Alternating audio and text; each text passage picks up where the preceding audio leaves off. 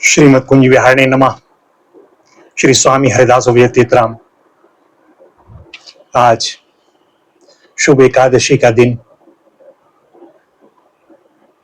भैया, एकादशी अर्थात एकादश 11। ये 11 क्या है?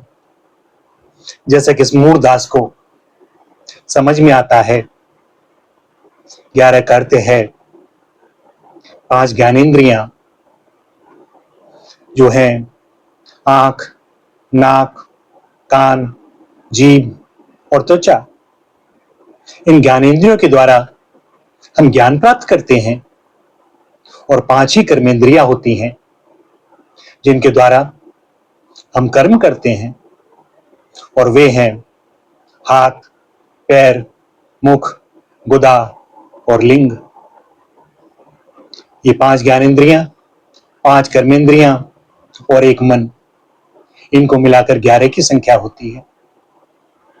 और दास को प्रतीत होता है कि जो हम एकादशी करते हैं वह तो हमें करनी ही चाहिए, भगवत चिंतन में व्यतीत करनी ही चाहिए, लेकिन इसके साथ साथ हम इन 11 बातों का भी ध्यान रखें, इनको भी अपने नियंत्रण में रखें, इन पर संयम रखने की चेष्टा करें, क्योंकि इन ज्ञानेंद्रियों, कर्मेंद्रियों और मन का जो स्वभाव है वह भैया सदैव भगवान से विमुख ही चलता है, क्योंकि ये इनका जन्म जन्मांतर का स्वभाव बन गया है।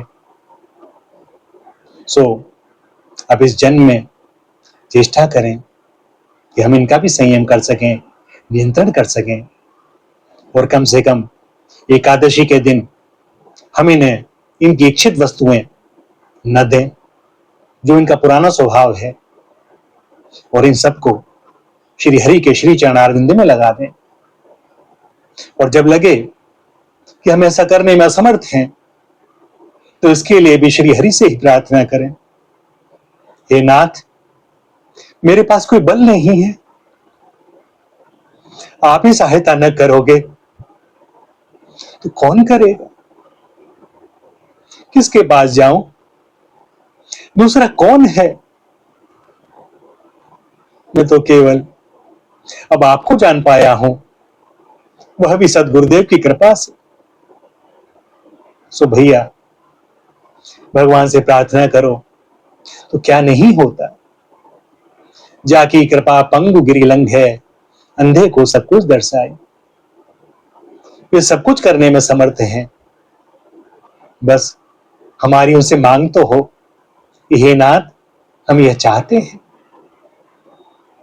दास की एक और प्रार्थना रहती है कि भैया कभी अपने चित्त में अभिमान ना हो कि दूसरे लोग नहीं करते एकादशी, हम करते हैं, ये कैसे लोग हैं। और बार बार हम किसी बात में बोले नहीं भाई हमारा तो व्रत है, भैया कहने से नहीं होगा, ये सारी चीजें आचरण में उतरनी चाहिए। हम अपना भला खुद ही इस जन्म में कर लें, यही यथेष्ट है। बाकी सबकी व्यवस्था ठाकुर जी के पास है, जब जिसकी जैसी मांग होगी वो उसकी पूर्ति करेंगे। केवल हम तो अपने ऊपर दृष्टि रखें कि हमें क्या करना है।